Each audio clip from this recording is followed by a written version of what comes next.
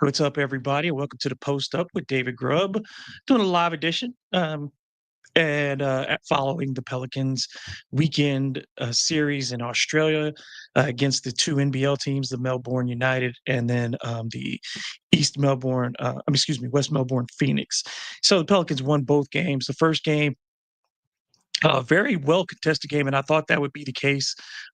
Just figuring that out of those two teams, the Melbourne United were going to come in and beat. Both of these teams had their regular seasons already starting the NBL, but Melbourne United was much more, I believe, suited, to give the Pelicans a test. And I think ultimately that was, and as you saw by the score, a 107-97 score, where the game was in doubt until the later stages of the fourth quarter.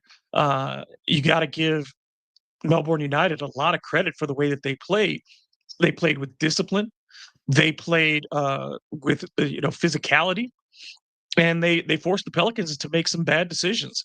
And certainly it was the Pelicans' first preseason game, so you give them some leeway in that. But I think that was a better matchup. I would say the Pelicans matching up against Melbourne United in their first game was better than any other team in their first preseason matchup, because you went against a team, the Melbourne United, that wanted to win that game.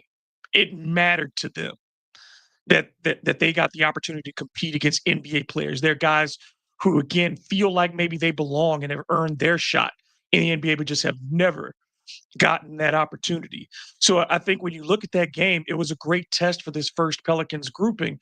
And the only unfortunate part is that, the fact that Herb Jones was unavailable for both of these games due to the ankle injury that he suffered. And you just don't want to see any of those missed opportunities, because as we talked about last week, we never got to see the Pelicans starting lineup intact prior to last season. And I believe, again, that was a hindrance for the Pelicans to start. This year, we still haven't seen that, with Herb sitting out both games, and then with Trey missing game 2 with his sore foot. And Trey looked fantastic in game 1. You had to be really excited about the athleticism you saw out of Trey and the open court. But there are also some things that we need to talk about, just as what we saw and what can improve, what looked good, and what can the Pelicans do better, right? I think that's really important for this, is what can the Pelicans do better as a team. And let's start with the good, though, first. The good was really good. I think the Pelicans played at a very high pace, particularly the starters. You saw high tempo for Zion Williamson. You saw high tempo for Jordan Poole. You saw high tempo for Trey Murphy. All in that first game in particular, even when the game slowed down, it slowed down uh, because it slowed down but not because of the tempo of the starters. They continued to push the aggressiveness and the tempo every time they had the opportunity. In game 2, it got out of hand really quickly. I just don't think the matchup in game 2 was anywhere near the kind of physical presence that you saw in game 1. I don't think that you saw the athleticism in that group. I don't think you saw the discipline. I don't think you saw just the kind of team cohesiveness that you saw in the first game. So the Pelicans were really out and running so much in the game. The starters went to the bench really quickly, got their rest, though the Pelicans have plenty of time before their next game on Tuesday of next week, when they'll play the Rockets. Plenty of rest coming back from Australia. I was surprised the starters didn't play a little more in game 2, but I think that became the case once Willie Green noticed that he had these two guys injured already. He didn't want to take the opportunity or take the risk of having them injured again. But when you look at the scoring breakdowns, the individual players, you talk about who did well. Trey Murphy scored 18 points in 19 minutes in that win over the United. Jordan Poole averaged 13 points over 2 games. Jordan Hawkins averaged 12 points over the 2 games. The only other 2 players in double figures, Zion at 11.5, and Saddiq Bey at 10.5. And I think the guys that were the most impressive over those 2 games, I want to give a lot of credit outside of Trey Murphy, and Zion Williamson, who looked healthy, who looked quick, who had his soft touch around the basket, who put the ball on the floor, passed it, offensively. And defensively, you saw him active. getting steals, getting blocks.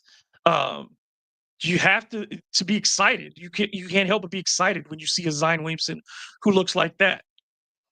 That's I remember Zion's rookie year, and in the preseason, he and Lonzo did some things in that preseason that you could really see that they had a chemistry early on. I think you saw the impact early on of what Jordan Poole in a pick and roll situation can do. Like you saw Jordan Poole turn the corner on pick and rolls and get downhill with lightning quickness. And when you compare the difference between what you're going to get with Jordan Poole and a CJ McCollum, I think it starts right there at that ability to turn the corner because both of them are shot makers, right? Like CJ's made shots, and you can't deny that. Jordan is a shot maker. He's going to do that.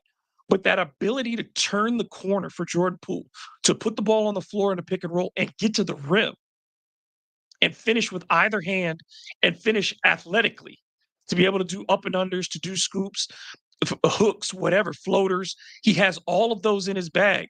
So I think that that's a huge improvement for the Pelicans in the half court. You need people, as many people as you can, late in the shot clock to be able to put the ball on the deck and get to the rim. All of those guys got to the foul line. You saw Jordan Poole get to the foul line. You saw Zion Williamson get to the foul line. You saw Trey Murphy get to the foul line. Again, that's really important for this team because you don't have a lot of knockdown shooters. So what you're going to have to do is put pressure on the defense by attacking the basket with the dribble. And you've got three guys legitimately in that starting group who can do that. You saw Trey be able to put the ball quickly and attack the basket. You saw Zion find him cutting. You saw Zion put the ball on the floor. So, that ability as the Pelicans continue to try to find their shooting stroke, it's going to be so important to them. When we talk about the shooting, we'll get into that in just a second, but I want to say the centers were particularly exciting to watch as well. That being a major concern for this team. And no, they didn't play against the best centers in the world, but in the game one, Melbourne was attacking the post. Melbourne was attacking the paint intentionally through their offense and through the players that they had who had some good length and physicality at the center position. So I think what you saw there, particularly out of Yves Missi, Yves Missi is fighting to keep that starting spot because as you saw, Kevon Looney got the start in game one. And I said that was something that we needed to pay attention to. Who was going to get those starts? Who was going to get the minutes in game one and who was going to get the minutes in game two? And it seems to be that Willie Green's logic is, I want to keep these veterans together to make sure we get off to good starts. That could be really beneficial for Yves Missi. Because the one thing that Yves struggled with at times was getting into little fouls early, picking up those by jumping early, and then, trying to figure out the pace of the game. You allow Kevon Looney to do that, who also ran the floor pretty well, rebounded the ball well. You do those things. Yves Missi can play the lion's share of those minutes, and you get a fresh Yves Missi for 28 minutes a night, who's going to give you the higher upside with athleticism. The Yves Missi who's going to be a better shot blocker. The Yves Missi who's going to run the floor a little faster.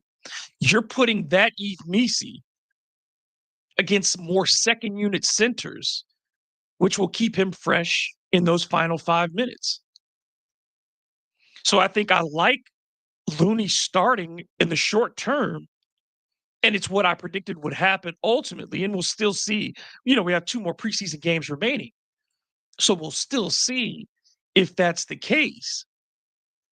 But I think starting Looney was beneficial to the Pelicans, and it was beneficial to Yves Missi. When you look at Missi's numbers, 8 points per game, 8 for 10 from the field, 7 rebounds, 2.5 blocks in just 20 minutes. Yves was doing the damn thing. And then you put on top of that Looney and his solid minutes. Matkovic, Carlo didn't make his threes. He only took 3, but he didn't make one. But he still shot almost 60% from the floor. He rebounded the basketball well. He ran the floor. So all of the centers looked good. They need to continue that when they face NBA competition. The Rockets are certainly going to be a much different test. The Magic will be a much different test. We'll see what the post players look like in those games. And certainly we're looking at both of those teams as measuring sticks.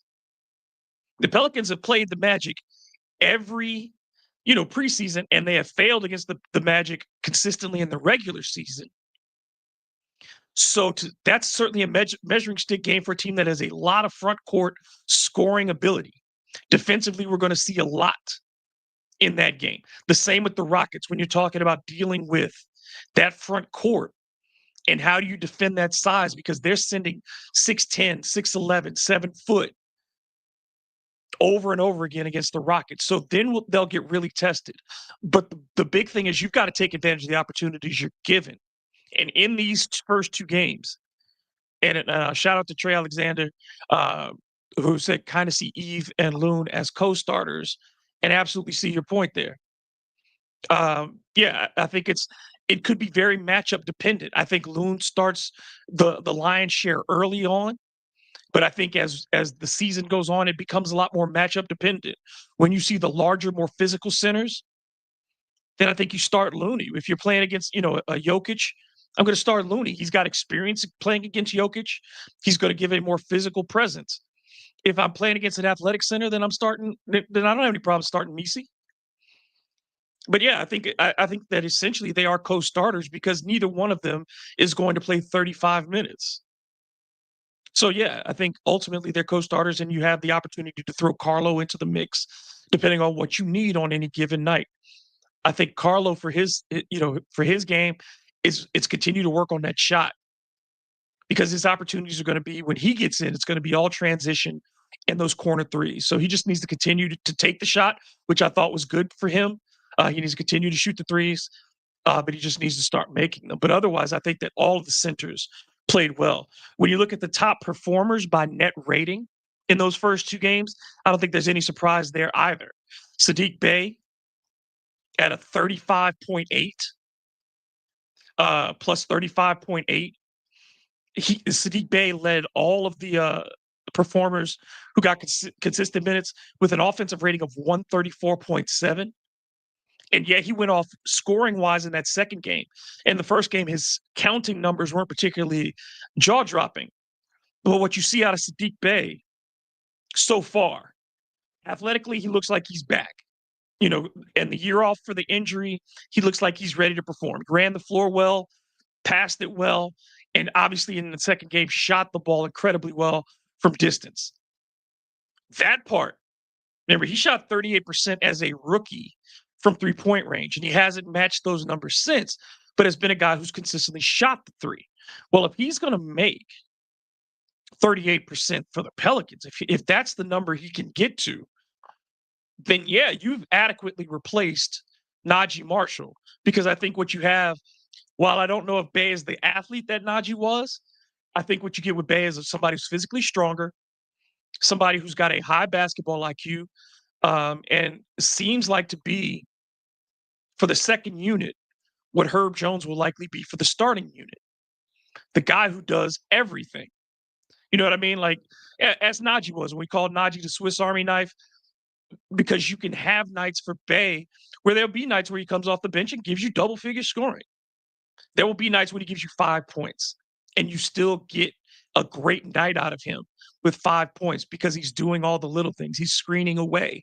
He's making the extra pass. He's cutting when he's supposed to cut. Defensively, he's got his hands in the right place. He's got his eyes at his, he's watching man and ball. He's communicating. He's doing all of the little things. So when you talk about that culture that Joe Dumars wants to build, veterans are always a good part of your culture on your bench when they contribute. And Saddiq Bey, it's clear that his role will be significant to go from where before you got to see him play, you're hoping that Saddiq Bey could be a consistent contributor. You were hoping that he could give you 20 minutes a night. Now you're certain of it, that at least physically he's there. And that is a tremendous boost for the confidence of this team. I still don't know if I'm willing to call the Pelicans a top 5 seed as Ken Carter says. But Jaleel, I think you're right. I mean, I think it's solid numbers for Saddiq Bey. And I don't think anybody can expect him to shoot, the threes the way he shot them. But it was good to see him go in, and it was good to see him let him go without hesitation. So absolutely, I think he's going to provide a lot of quality minutes for the Pelicans in the regular season. The other guys you look at, Misi was a plus 30 in those first 2 games net rating, 123 on offense, 93 on defense. And then we talked about Zion Williamson and his improvement on the defensive end. The defensive rating with Zion Williamson on the floor over the 2 games, 87.7. A net rating of 30.6 for Zion Williamson. Jordan Poole was at a net 20.2. Jordan had a high offensive number, but the only 2 guys who played significant minutes for the Pelicans in what we would think is their top 9 rotation, who allowed defensive ratings over 101, or the 3 guys, excuse me. Jeremiah Fears, who we'll talk about in a second, Jordan Poole, who we're getting ready to talk about, and Kevon Looney. Okay, so for Jordan Poole, pace, his ability, like I said, on the pick and roll, huge advantage for the Pelicans compared to what they had last year. They didn't have a lot of guys who could turn the corner on that pick and roll, if any. DeJounte Murray really didn't do a great job at it last season. We'll see if he does better when he returns. But Jordan Poole, that ability to handle the basketball and get downhill, huge. The one thing you didn't see out of Jordan Poole was his ability to take care of the basketball. I thought he made good passes when he completed them, but he was sloppy too. And a lot of guys were sloppy. It wasn't. It's not all on Jordan Poole. When you look at the quartet of Jeremiah Fears, Jordan Poole, Trey Murphy, and Zion Williamson, over those 2 games, those 2 guys gave you 22 assists and 19 turnovers as a group. That ain't good, especially compared to the rest of the team where you had 31 assists and 13 turnovers combined. The rest of the team, better than a 2-to-1 assist to turnover ratio. The top 4 ball handlers for this team, barely a 1-to-1.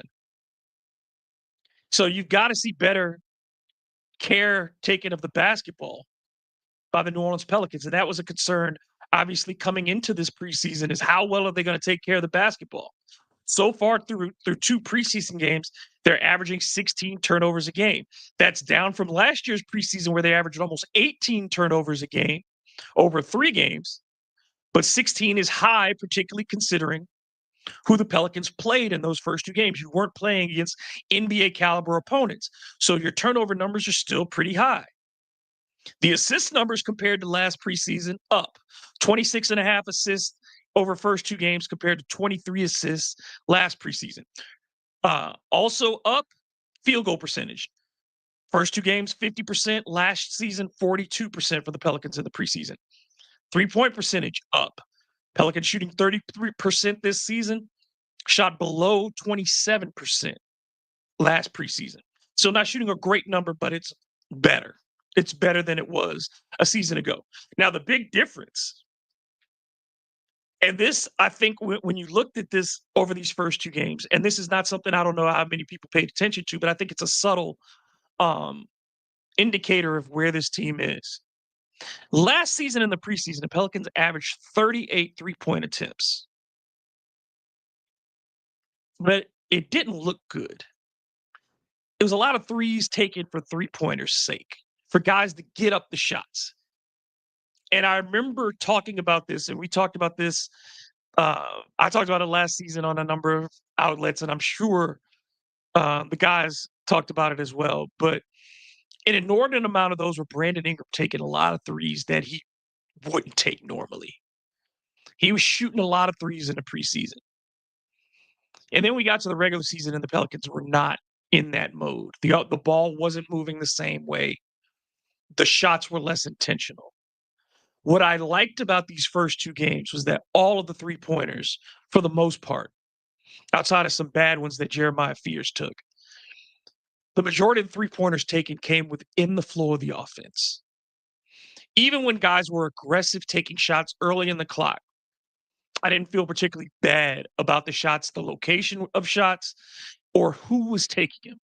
I thought the right players, by and large, were taking those shots. So that's an encouraging sign. I think that's why you saw the field goal percentage up slightly. Again, the competition wasn't as good, but I thought the Pelicans offensively had more purpose, particularly in the second game. I think that they looked more purposeful. They ran more of the James Borrego style of offense that we wanted to see. They were more intentional in creating shots for players. They were more intentional in how they set things up, and they executed them. We don't know if this will persist, and we will be tested again. I think this preseason, the matchups are perfect for the Pelicans. If you want to get prepared for the regular season you played against, you got one very difficult game off the bat. You got a coast game where you got to do, pretty much everything you wanted to do offensively and defensively in that second game where you blow a team out by 30. And then you get to finish against two teams that are going to be contenders for the NBA championship this year, one of whom is in your division, and the other is a team that you have not beaten in 4 years. So I think this preseason is perfect to set the Pelicans up for a regular season where the first 10 games are extremely difficult, where you have a huge road trip early, and you still got some things you need to iron out. Pelicans did make a personnel move today. A couple of them. They waived Jalen McDaniels, which isn't a surprise, and Garrison Brooks, which isn't a surprise. Neither of them had any significant contributions during the first two preseason games, just couldn't get into the rotation. So not a lot going on there for those guys. Um, 3-point shooting, that's the last thing I want to give a good shout out to. Three guys in particular shot above 50% or 50% or better from 3-point range of those two games. Jose Alvarado, who shot it really well in the first game. Saddiq Bey, who shot it really well in the second game. And then the last guy I want to give praise to of that rookie class, Micah Peavy. Micah Peavy, who I underestimated, who I thought when he was drafted, I thought it was a reach of a pick. And by rating and a lot of the draft services, they said it was. I wasn't alone in that. But I'm willing to say right now that it looks like I'm wrong when it comes to Micah Peavy. The shots he took were good shots. His form looked solid on offense. He was able to put the ball on the floor when he needed to. Physically, he looks ready to play.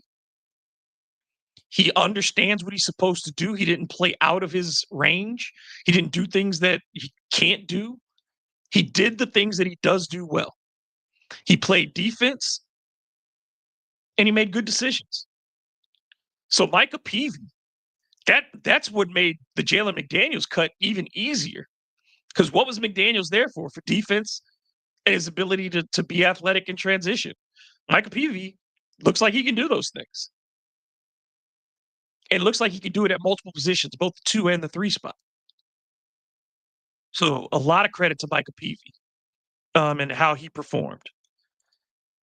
The concerns that I have as far as a player goes, I got concerns about Jeremiah Fears. Not for the long term, but in the short term. This is why 18-year-old point guards don't get a lot of time in the NBA. They don't get a lot of run.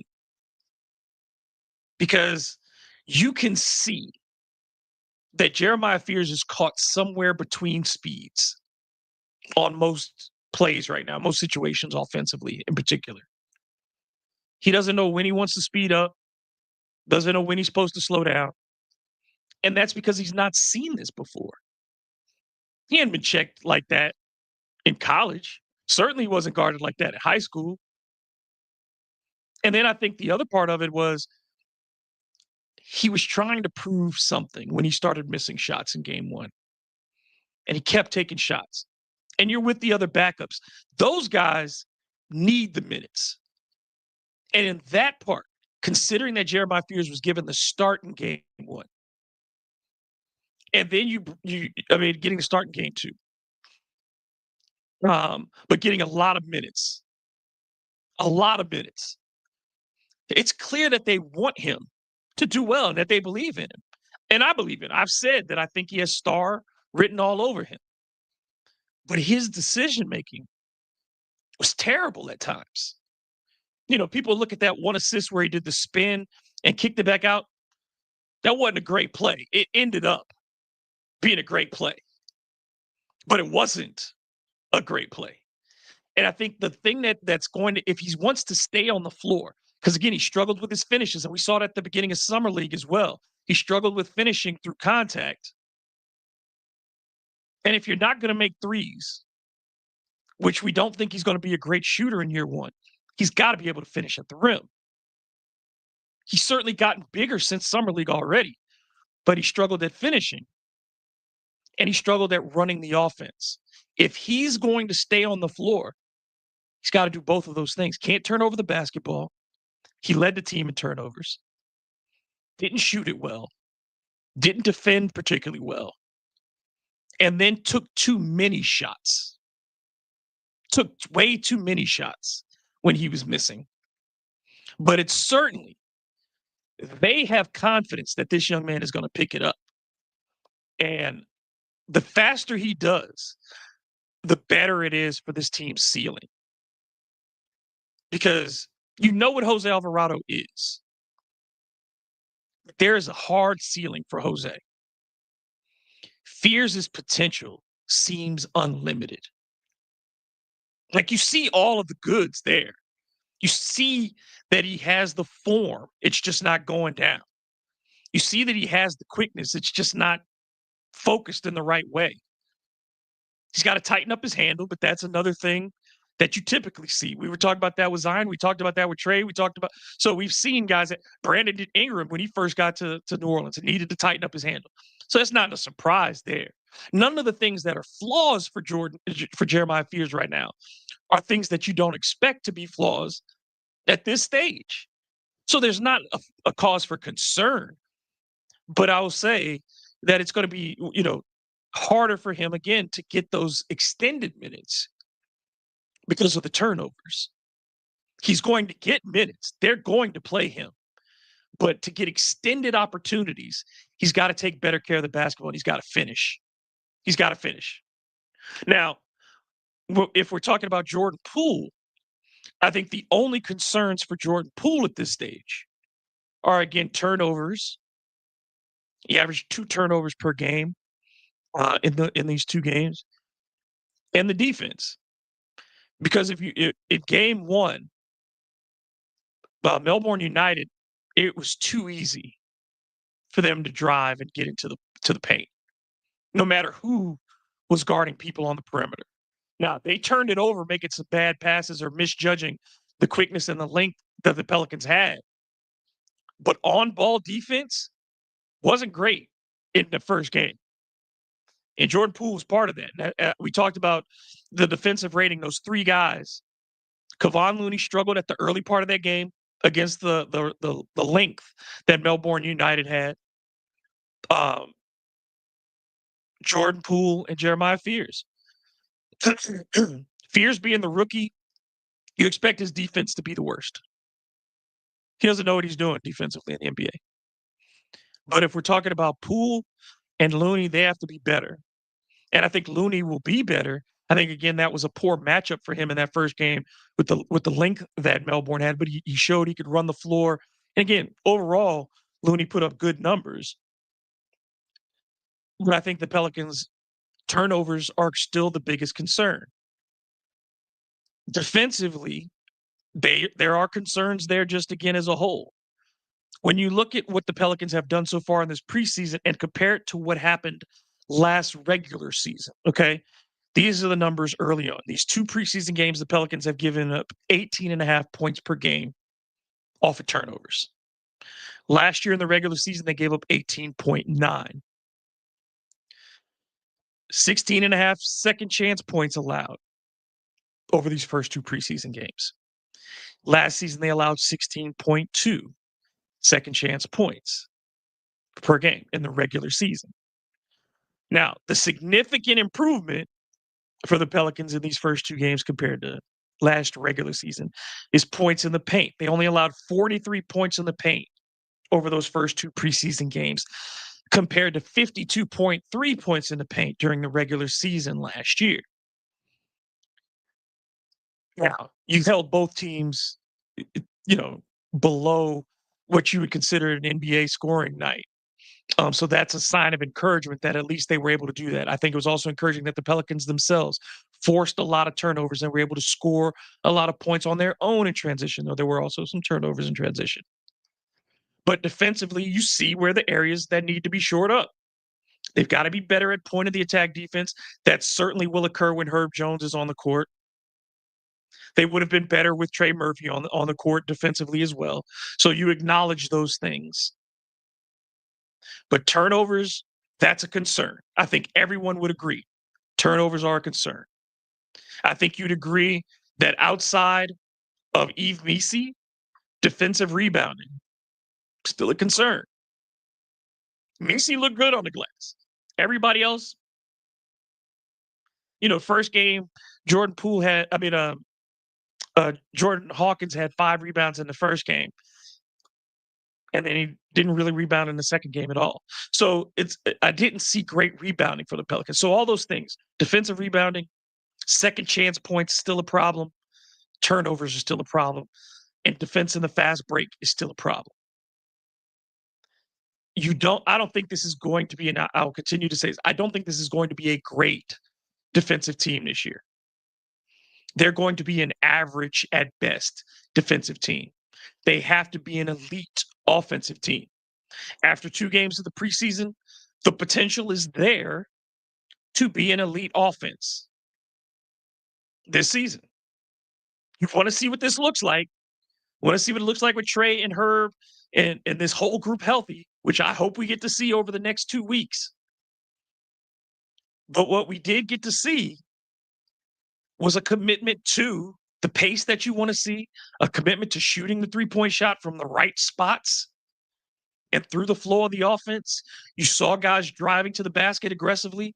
All of those things. You saw more movement in the second game. I think there were points in the first game where they were really stagnant offensively, and I thought they weren't doing anything other than taking the first available shot, which isn't a defensive philosophy. But there were some sets as we went on in game 1 and then into game 2 where I thought they executed much better.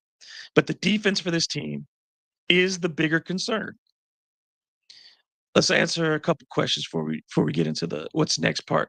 Jaleel, I do wonder when we run double big lineups outside of Queen, where will Carlo be in the fray? We'll definitely size out there and more shooting. Yeah, I think Carlo and Eve can play together for short stretches. The big condition on that is going to be if Carlo is able to make those 3-point shots consistently. They say he took 3 over the first 2 games, didn't make one, but I don't know if that's he's probably, coming from his position, he's only going to get 1 shot a night from 3. It's just more often than not, he's got to make that shot. If he gets 2 in a night, that's great. But more often than not, he's going to get, just thinking about the minutes here. Looney even pulled up and took a 3, didn't make it, but he did take a 3. So, if we're getting 2 to 3 attempts from the center position on a nightly basis, I think that's what you're looking for if they're legitimate shots. I think Looney's going to be at the top of the key. I think that's the familiar place for him if he's going to take that shots for 3. And then I think for Carlo, it's going to be on those wings and in the corner. But if you can get 3, I think, attempts out of the center position, I don't want to see Eve. And Eve has said, he's committed to doing what he needs to do around the basket this season. I think that's the best course of action for Yves Missi this season. Again, I'm very encouraged by what we saw out of Eve. But defense is going to be the concern going forward for the Pelicans. Now, they got a week to get things together. I think that they'll be encouraged, but I think they also understand that they've got to do more. I think the big thing that we'll be looking for is the status of Trey Murphy and the status of Herb Jones to make sure that these were nothing but minor injuries that you're not concerned about. And then the other part will be how much do the starters get utilized over these final 2 games? You got a game on Tuesday, again, the 14th against the Rockets. And then on the 16th, they'll be playing at Orlando against the Magic. And so those 2 games, I think those are fantastic measuring stick opponents going into a regular season that the Pelicans need to get off to a good start. Again, if in the seasons where they don't finish above 500 in those first 2 games, it's been almost impossible for them to make the postseason. And with the schedule that they have and needing to get to that Christmas time, to get to December and give yourself a chance for when DeJounte returns in January. And you're hoping that he gives you that boost as you really start to push towards the trade deadline and then to the postseason. You've got to get off to a good start. And so I think the things that the Pelicans got to shore up, again, fix that defense, and then offensively take better care of the basketball. Some of that will be allayed by Jeremiah Fears going back to the bench and Herb Jones going into the starting lineup. Trey Murphy coming back as well. Those will all impact those numbers, but all those guys need to do better. Um, but overall, I think everybody should be excited about where the Pelicans are. They should be happy about where the Pelicans are. And it looks like it could be a very interesting and exciting season to come. If y'all got, let me do one more check through and let's see if there's any questions or comments that I want to look at. Shout out to Shaqzilla. Shout out to Dr. 318. Shout out to Jump Rack. Shout out to Bronze Flat Power God. Shout out to Jaleel. Shout out to Kenneth Carter. Let's see. Pels healthy, easily top 5 seed in the West due to their depth. The rebounding is going to be the thing, and the defense. Like I said, the Pelicans, if you're in the top 10 offensively, if the Pelicans finish in the top 10 offensively, guarantee they're going to playoffs. If they finish in that top 10, they're going to playoffs. I don't know what their rank ultimately would be, but they're going to playoffs. Can they get the defense into the top 20? That perimeter defense is going to be the key.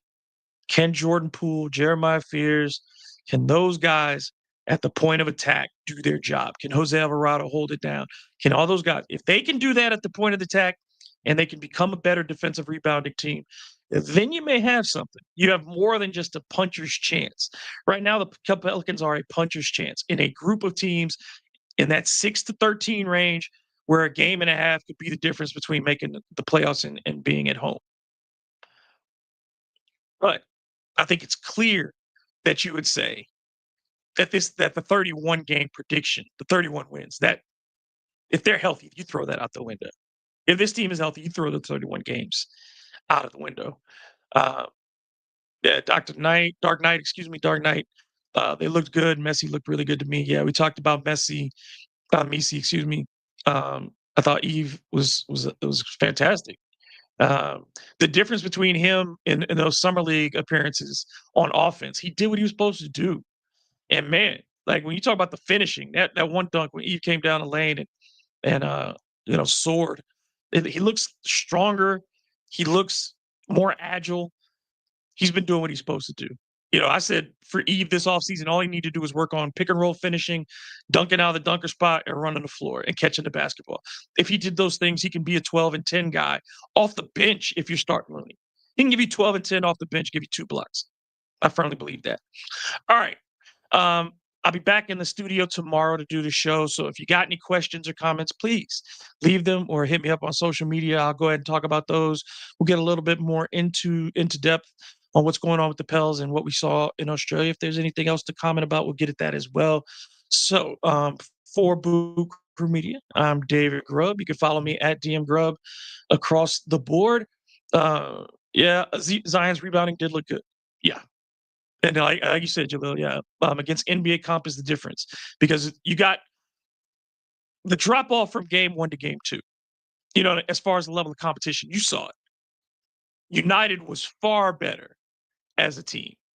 So, but thank y'all, man. Thank y'all. Tomorrow will be my last one in New Orleans. So I'm headed to Michigan on Wednesday, but I'll be picking up shows again next week. I just got to get myself settled in the North and get things going. But before I do finish this one today, shout out to my Edna Car Cougars for knocking out St. Augustine last Friday, 42-21.